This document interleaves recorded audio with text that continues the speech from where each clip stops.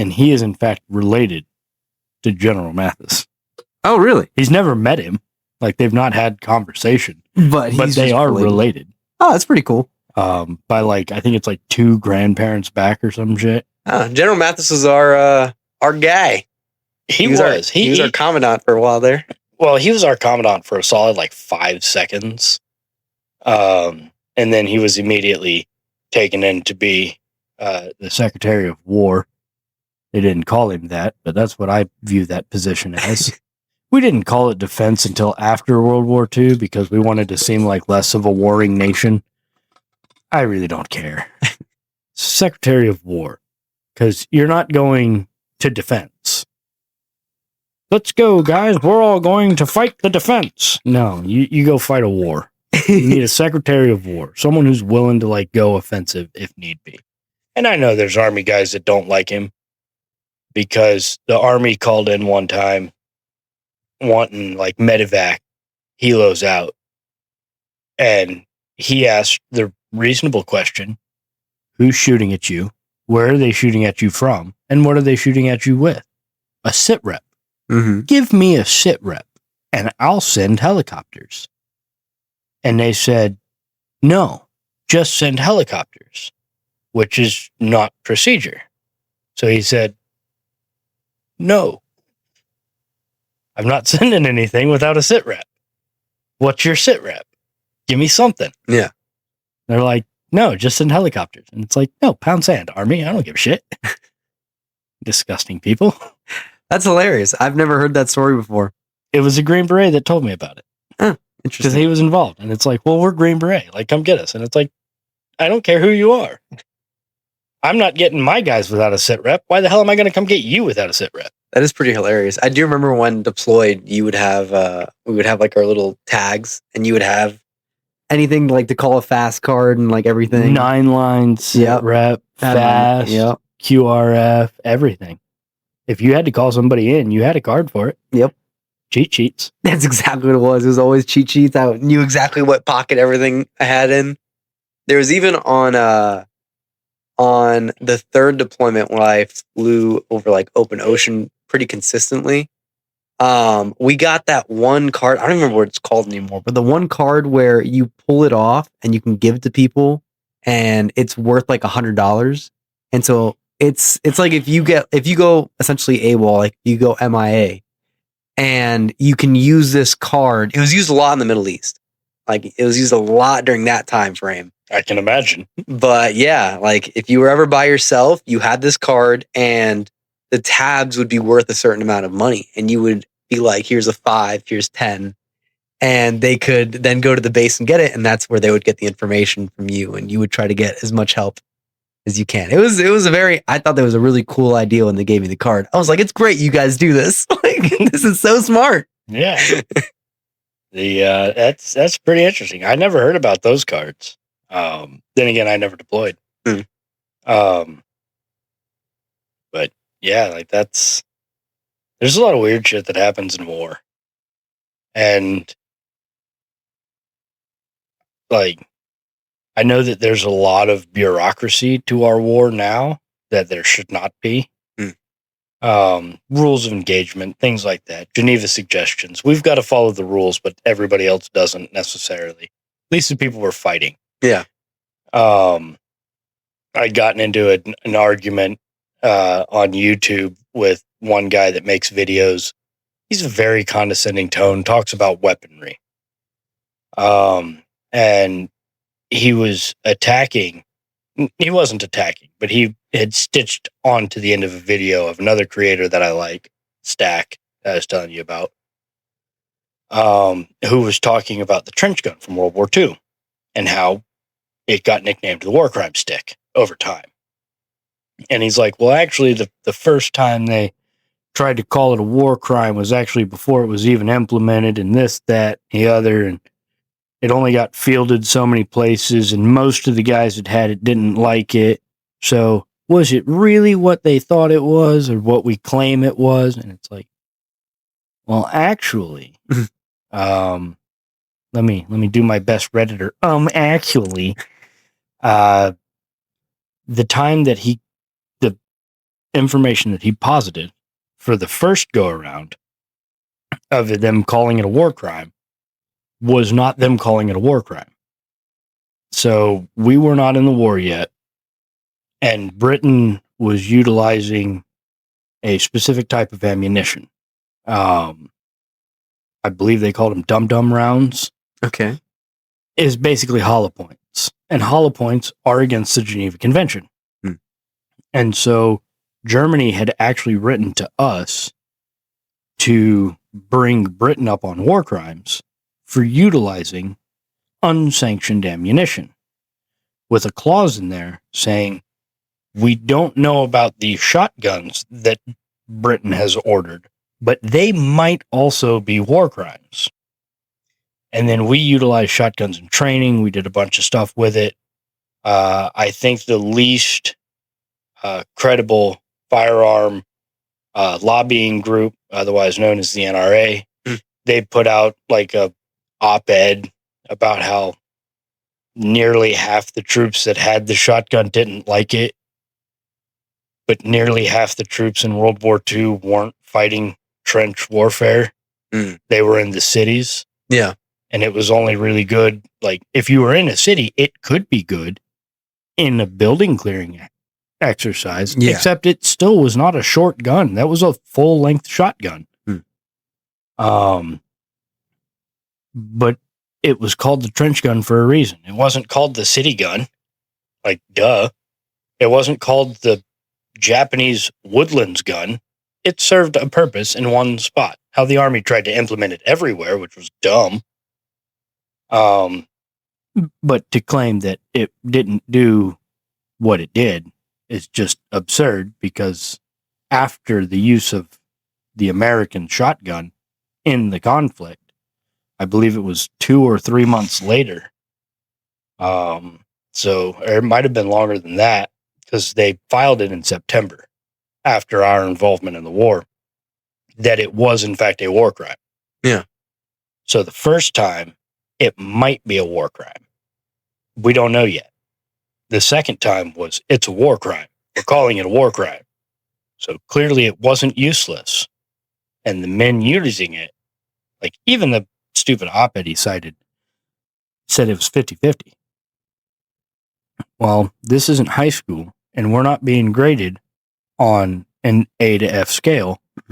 50-50 is effective, especially if half your troops aren't fighting trench warfare. Yeah. Just saying. Like, let's not talk down about a weapon that is now regulated only for breaching doors, because we now consider it potentially a war crime to shoot people with it. Oh, interesting. But I have heard a number of people that have been overseas in the Middle East that say, you'd be amazed how many doors have beards and sandals. But that's like the 50 cal anti-material rifle. Chin strap is material. Yep. For sure. Where the chin strap on his helmet is material, and that's what I was shooting at. The fact that it hit him in the middle of the face is not my fault. Like, suggestions. We were talking earlier about history, which is going to be a previous episode to this one. But other than history, we had also talked about martial arts. And actually, before I get into the next topic, I didn't want to show you this one.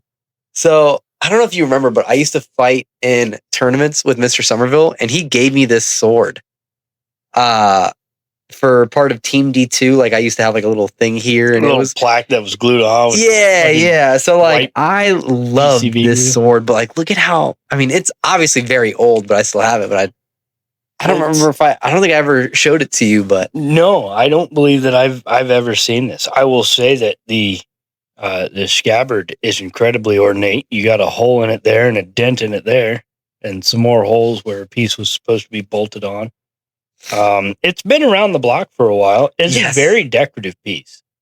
I would say that this, I might make you feel bad, but this is Mall Ninja level. Oh, for sure. For sure, bro. Like, yeah, But like as like a trophy or an award, you can give people mall ninja. shit. exactly. You know that Yeah, you're no, taking I'm it not into expecting combat. this to be like something that I'm going to take out to battle. But But- it's yeah, because that's wow. Oh, and that's actually a part of the. Yeah, that's the scabbard. No, I thought that was a part of the scabbard, not a part of the hilt. Oh, nope. Because you're, I don't remember what it's called, but it's just supposed to be that small ring. Uh-huh. Because, like, when a proper katana or katana, I don't remember the short one. Katana's a really big one. I don't remember the shorter ones, but they fit in really snug. So you actually like push them out Hmm. with your thumb before you draw. Yeah. They even do that, like you see it in the competitions and whatnot, where you'll see them push and then they do the full draw. But I mean, that's 440 stainless, dear Lord. Hell yeah. Yeah, that's hardcore mall ninja. Yep. Like I said, he got one of those for everyone that was on the tournament teams. That's dope.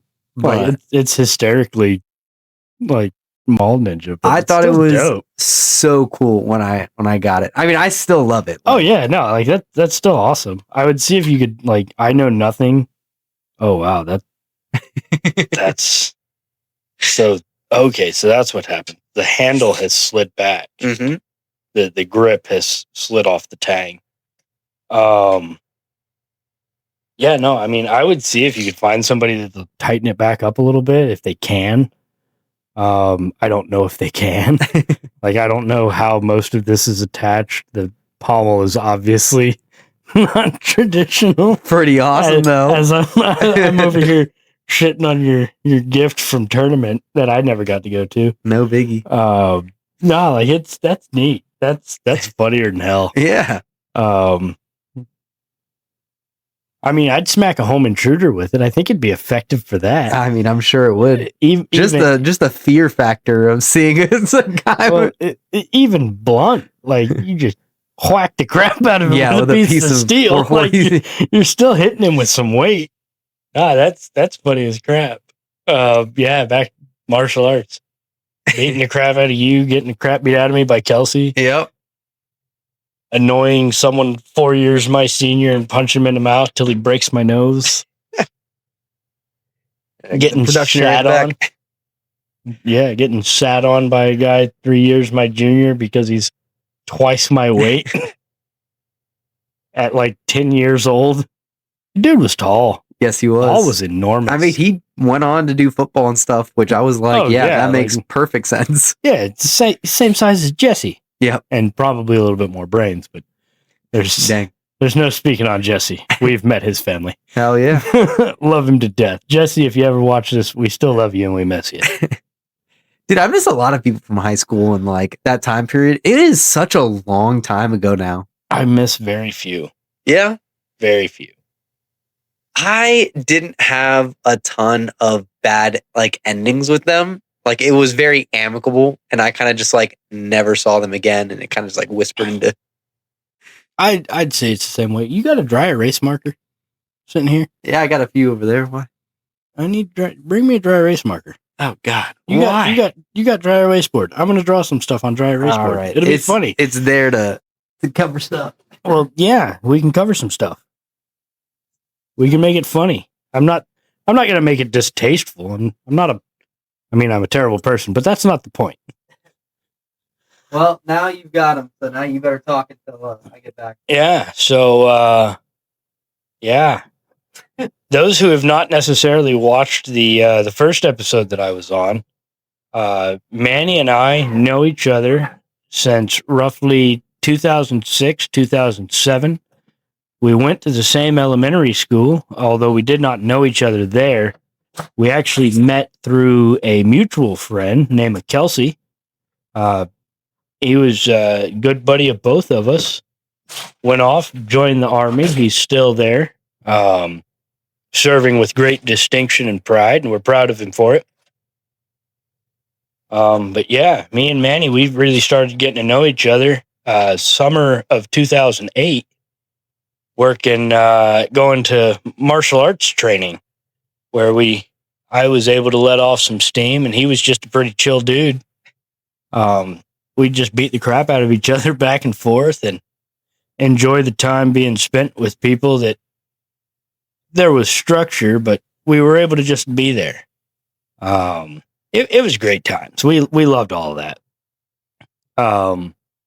Throughout high school, we did a bunch of stuff, and then we kind of parted ways right there at the end of high school. Both joined the military, both wound up getting out, and linked back up probably around November, December 24, and then met up in person back March of this year, 25, hanging out, doing our things. It's been enjoyable. He's got 2 beautiful children and a lovely wife. It's great. I'm living myself down in Tennessee, working at Bad Axe Throw in Nashville. If you're ever in Nashville, come by, say hi. We've got some of the best coaches in the country. Another thing I wanted to hit up, shameless plug of something that I get no money for. This is a shirt for all the Unsub podcast, raising money for autism awareness, figuring out people that are on the spectrum get tested. No shame in knowing a little bit more about yourself and your mental health. And Manny over here slacking with dry erase markers. I do not have a dry erase marker. I was going to put some funny stuff up on the board just because. Yep. Next time, I'll make sure I have some. I'll bring my own if I have to. Damn, very well. That works for me. Yeah. That'll make it easier. I'll just hide them somewhere in your house. One of your daughters will find them and draw in the fridge. Yeah, that's exactly what they'll do. That's how that would exactly The youngest go. one, that's all she does. She loves drawing. She's always trying to draw on the doors and coloring and crayons all over her window and Kick stuff them like under that. her door so they roll up under her bed. She finds them later. Well, she'll break them and then go up to me and be like, "It's broken." And I'm like, "Yeah, you just did that. I watched you." And she's just like, "Fix it." And I'm like, "No, No. like that's it. Next time, don't break them." That's like the skit of that one guy. He's got 2 cats and they like sitting out on the porch in the sunshine. So at night they'll come up to him and be like, "Hey, we want to sit outside. Mhm. Turn the lights on." It's like, I have no power over that.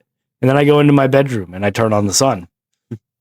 Or it'll be raining outside and they're like, "We want to go outside. Turn the rain off." It's like, I can't turn the rain off. And then I go into my shower and I turn the rain on. It's like, we're eldritch beings to some animals. I think cats view us as taller, more powerful, clumsy cats. But dogs actually view us as a different species. And they love us anyway. I think it's backwards. I think cats view us as different species. Dogs view us as bigger dogs. No, Yeah. I think it's... I don't think so. I think it's that way because crocodiles and other ones that are known to view us as different beings. Well, because cats only meow to their young or other cats that don't speak like the same. Like Mhm. that's how they communicate. But if they're in close proximity to each other, it's much quieter. Like you can't hear it. Hmm. But dogs bark at everything. Dogs don't give a shit. Yes. So That is very true. I believe that it's cats that just view us as large, clumsy cats. Hmm. And that's why they will meow at us so loud to get us to do what they want to do, because we can't hear the other frequency that they will meow at with other close cats. Gotcha. I didn't do the study on it. Cats so are I weird. don't know. I love cats. I love my cat. Let's put it that way. I love my cat. Yeah. But that's also like the I love my dog. Mhm. If I had kids, I'd love my kids. Everybody Mhm. else's kids, I don't care about. Yeah. Like the Letterkenny skit. Shit, I could watch your kids fall off a bike all day. Dude, Letterkenny hit so I loved right. Letterkenny. Becca hates that I like I've it. not finished the final season. I tried to get my sister into it, and she won't watch it. But I've met other women that just love Letterkenny. Yeah. It's weird. Did you watch Shoresy? Oh yeah, I watched Spin-off? Shoresy. Did you? Okay. I haven't seen it yet. I'd be I so probably good to won't. you. Oh, how good. Oh, you'd wake up in the morning, I'd just be right there being good to you. Oh, it's so fantastic. Shoresy settles down. He finds a special lady. He's still a hockey player. He's just flirting with the reporter. Hell yeah, Shoresy. Way to go. But yeah, no, that was definitely a good one. Well, it's the same actor. It's Jared Kiso. Yeah, it's the main character, right? Yeah. So the guy that plays Wayne, Mm-hmm.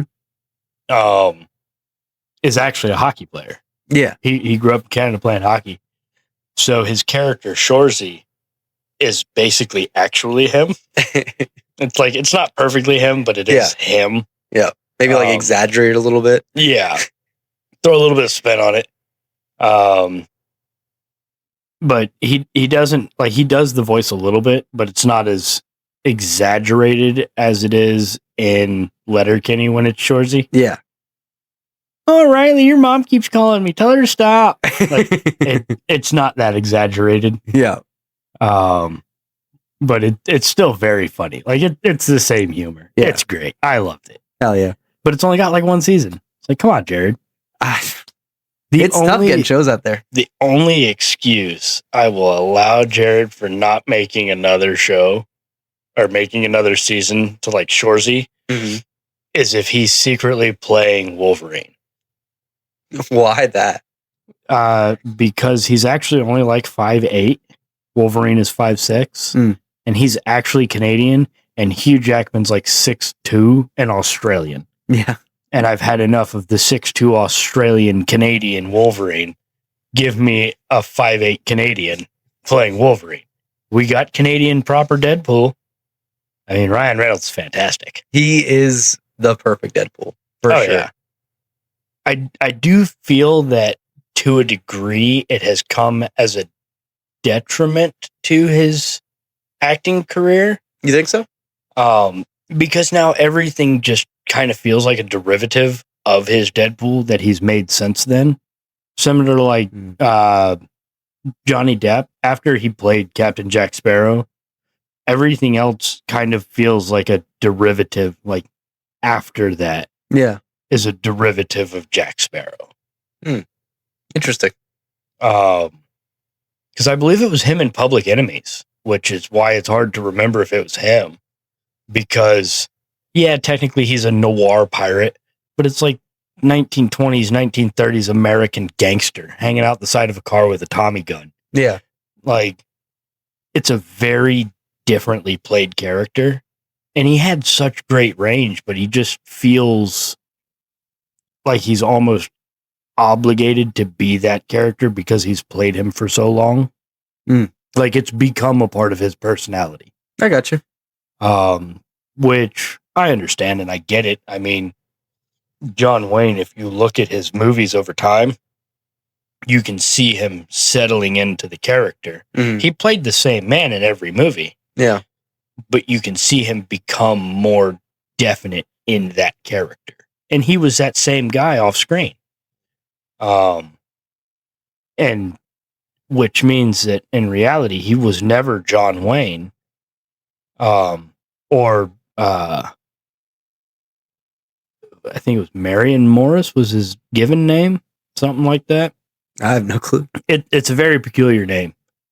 But he was in fact playing Wyatt Earp. Because Wyatt Earp is who taught him how to play like the cowboy that he played. Yeah. And any time that he was on film, he was that same person. So I don't know how he was off camera necessarily. Yeah.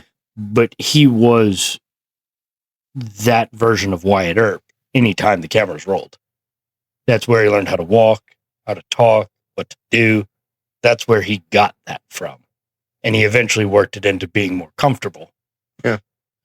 But nowadays, you don't necessarily go to a movie because of the actors that are in it.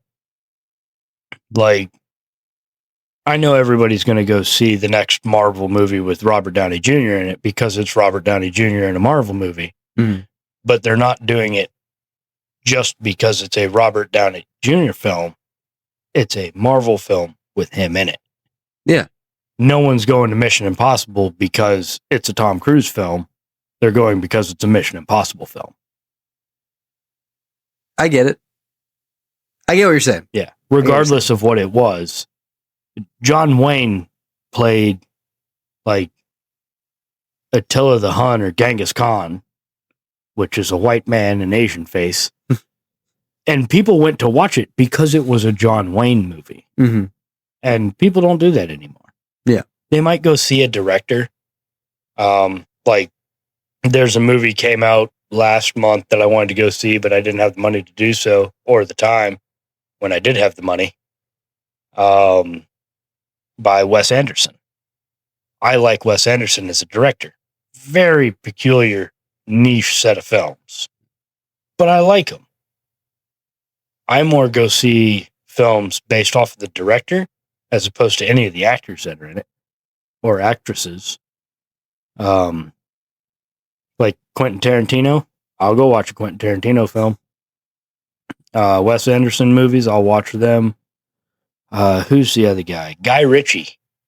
I'll watch a Guy Ritchie film. I like Guy Ritchie. Classic military is like, I feel like that's his usual trope. Nah, so Guy Ritchie, because he's English, it's usually English-based films, but he did like The Bank Job, Lock, Stock, 2 Smoking Barrels, Snatch. He did do a military film. He did Ministry of Ungentlemanly Warfare, which a lot of people claimed that it was trying to be the next Inglourious Bastards. Oddly enough, a Quentin Tarantino film. Because it added comedy to war. But he's not the second or third or fourth guy to add comedy to war. There have been plenty of them. Yeah. But the only one that people remember, like right at the top, is Quentin Tarantino's Inglourious Bastards. Because it's a fantastic film.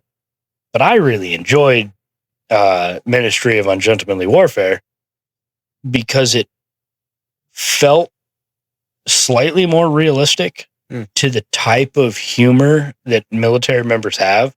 I was dying laughing the first time I saw it because it's got Henry Cavill in it playing Gus March Phillips, the leader of this group, but it also has Alan Ritchson, the guy that plays Reacher, and he's just enormous, but he's broader than the guy that he's playing, but he's about the same height. And the only reason that guy decided to join the war effort and kill Nazis is because Nazis killed a family member of his. But in one of the scenes, he's got a bow and arrow and he sends arrows through 2 Nazis as they're about to like shoot their guys as they're laying on the ground, scoping out this one outpost to get a man named Appleyard, which didn't actually happen in that fashion in the real world. But it's like Henry Cavill's trying to like lay out a plan, describe it as they're standing there, and it's like, okay, so what we're gonna do is just, or you could just march in there and start killing people. And he just kind of marches in there and starts killing people, and it's fantastic. Is it supposed to be based on a true story, or It is. It's It's actually based on a true story. I don't remember the name of the operation, but what they did is they had a team and they went down to Fernando Po, and there was a freighter that was resupplying the U-boats, and they took their team, got down there, and stole the freighter.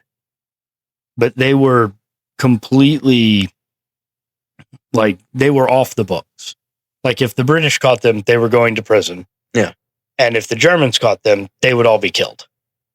And so... What a great place to be. Oh, yeah. Isn't it fantastic? And so it's very interesting. But all of the people that they portray in the film was actually a part of it. And one of the women, or the woman that is a part of it, is a famous actress. And I can't remember her name to save my life because I'm usually shit with names and I've not watched it recently. But what they did was an actual thing. Ian Fleming was actually a part of the planning of that mission. And if the name does not immediately ring a bell, Ian Fleming is the man who wrote the 007 books. Oh. because the Ministry of Ungentlemanly Warfare was an actual group of people who later, I believe, became the SAS, the Special Air Service, and a number of other guys, but they were essentially the special forces of World War II for the British prior to the American entrance into the war. And when I heard her name, because they used everybody's actual names in the movie, I was like, wait a minute, I know her. I've seen some of her films. Which, oddly enough, she'd actually married March Phillips post that operation. Oh. He unfortunately did not survive the end of the war. He wound up dying. A number of the other gentlemen a part of that, everyone survived that mission. The actual anachronism of the film is the fact that they're actually killing Nazis in the film, because they didn't kill anybody. They just stole the boat. Like, no one died. No one got injured. No one died. They just stole the boat. And it worked flawlessly. But you can't make a movie about World War II and not just kill a bunch of Nazis. Yeah. It's a great time. And so, it's one that I thoroughly enjoyed. Well, we talked previously about some different time periods that you found interesting. Is there a historical story or battle that you find interesting, like a specific time frame, that a climax to maybe a war or something that you were just like, that is the bee's knees? So there's a couple of them that really pique my interest. So the Battle of the Bulge in World War II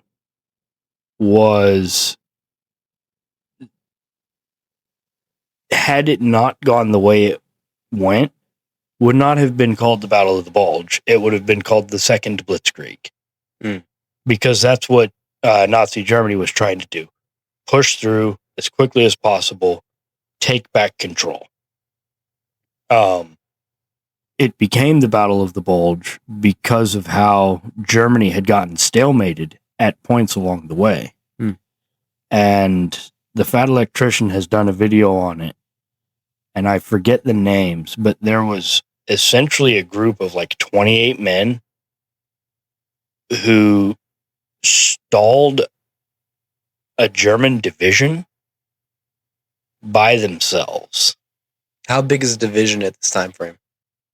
You're looking now, it was not the entire division fighting, but it was them trying to push forward. But you're looking at like a few thousand men. But they've got to get past this one point, and these 28 dudes are just fighting tooth and nail, doing everything they can. And then when they finally get captured, a commander comes in and he's like, "Why are my guys not allowed to progress?" It's like, well, they can progress now. We've got the guys. We're trying to figure out where the rest of the guys are at. And they're like, there's no rest of the guys. Like, we're it. And the dude in charge of the division was pissed. You're telling me like these 20 dudes stopped you? 20 dudes on a hill with rifles stopped you. What? That's Are all it you takes. kidding me? But that allowed for enough of a stall period for more tanks to get in from the beaches as they were moving in.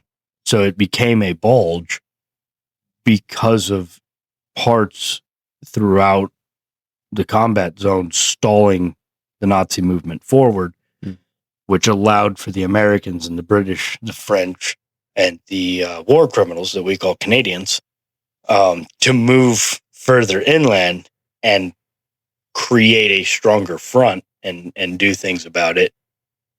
Another good one for me specifically is Tarawa. Because we learned a lot about having tracked amphibious vehicles. There was a lot of reefs around Tarawa. And the Japanese knew about our other landing craft. And they're like, those landing craft are going to get caught up on the coral reefs. We shed a lot of blood on Tarawa, but we killed a lot of people. And we terrified a lot of them because we didn't get stuck on the reefs. We had tracks. We destroyed a lot of natural ecosystem to get to that island to kill those Japanese because we were mad about it at that point. We'd been fighting a lot. Island hopping campaign was just terribly brutal. But yeah, the battle on Tarawa was a big one. Getting in there, Japanese described our landing craft as like spiders coming across the top of the water because they wouldn't stop. Nothing stopped them. And that was a long, hard fight. And I believe that it was the island of Iwo Jima. The Japanese had described it as the impenetrable island. It'd take 1,000,000 men 1,000 years to take. That's the classic line. I had to learn that from FMF. Now, actually, that might have been Tarawa. 1,000,000 men 1,000 years. Might have been Tarawa. I think it was Iwo Jima. I don't remember. I remember the Battle of Tarawa was something that I learned to get my FMF pin. Yeah. All of those were big marine battles. It's been a long time since I've looked hard into the details, but one of them was 1,000,000 men 1,000 years. And it's like, sorry, we've got like 1,800 dudes in 3 days. And we don't have time. We're going to have to speed this up. Yep. And we took it with like a fraction of the men in just a sliver of time. Iwo Jima was another big one. The volcanic sand was just its own fight. And I love the romanticized picture of the raising of the flag of Iwo Jima. The second raising of the flag of Iwo Jima. That's why I said the romanticized picture. Yeah.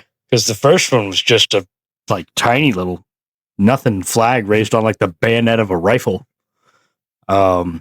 And I believe it was Admiral Nimitz, if I'm not mistaken, was at that battle, and he, with his spyglass or telescope or whatever the hell he had, binoculars maybe, he saw the flag, and he said, "I want that one.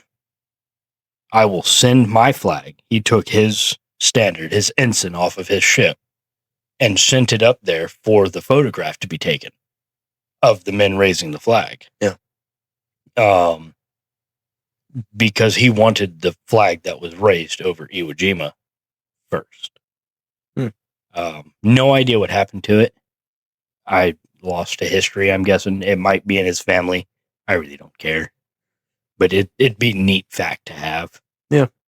But yeah, like those, the Battle of the Bulge, and how a handful of just really angry Americans could just absolutely disrupt everything and make so many people unhappy. I love it. And then just the nonsense that was the Marines sweeping through the Pacific at a rate that the Japanese never saw coming. The way you word that reminds me of the Battle of Bellwood. Oh, That's a good one. that's the only reason I'm ever going to France. It's I got a a great drink one. from the dog's mouth. The Teufelshoundens. Yeah. Yep. So Well, you know why that one is especially remembered throughout history, right?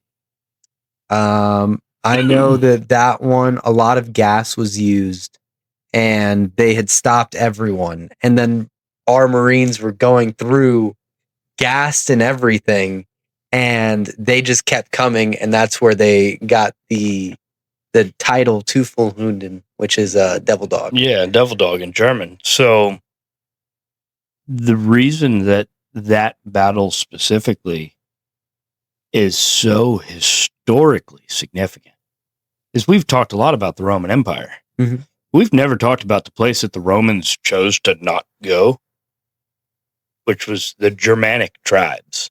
Mm. Like, they didn't like them. They called them barbarians because of how they spoke.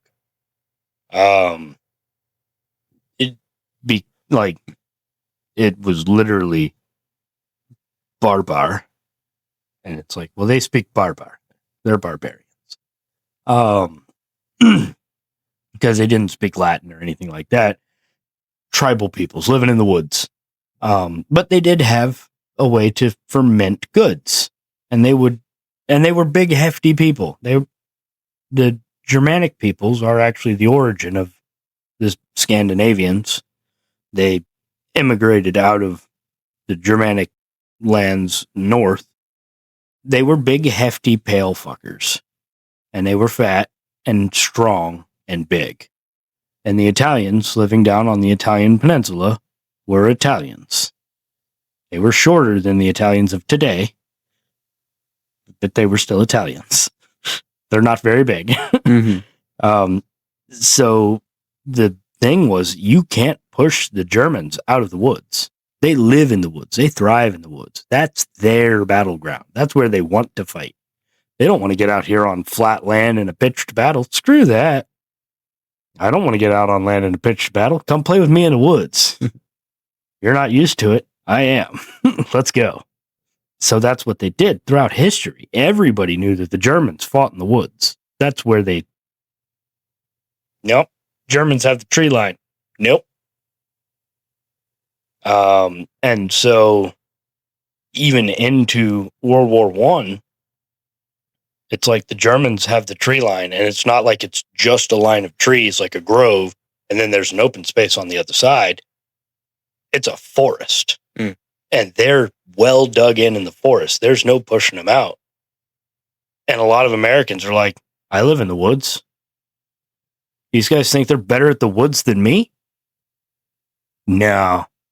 We're going to have to teach these boys a lesson that we better at the woods than they are. And that's what they did. And they like got up out of their trenches, dealing with machine gun fire with bolt action rifles, started walking and would stop every few steps, pull the trigger, and a German in the woods would die. And they started at 500 yards and moved in. So at 500 yards, picking off Germans with bolt action rifles while they're getting shot at by machine guns. That's just a terrifying thing. Like, their rifles ring out and a couple of your dudes fall, and you're over here running machine guns. And it seems like they don't stop. Yeah.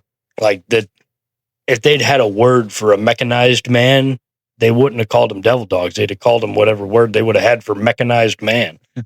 The Iron Giant's just walking around swatting people. That is the thing that when I listen to these stories and I think about the Marines of that time period, it's very different than the Marines of right now. Like, when I mean, don't get me wrong, we still have like our high speed groups and they're doing cool stuff. But the Marines are just like any other branch in which they split up. You know, not every Marine is a rifleman. We'll call it what it is. Yeah. I've seen some of y'all shoot. Y'all ain't that hot. But We I do have a still higher like, qualification than everybody else, though. yeah. But I do still like that. I feel like the pride in the Marines is always up there. Like, it's never, that I feel like is one thing that hasn't really wavered too much. Well, so while I was still in the Corps, there are, there's the Army ball, and there's the Navy ball.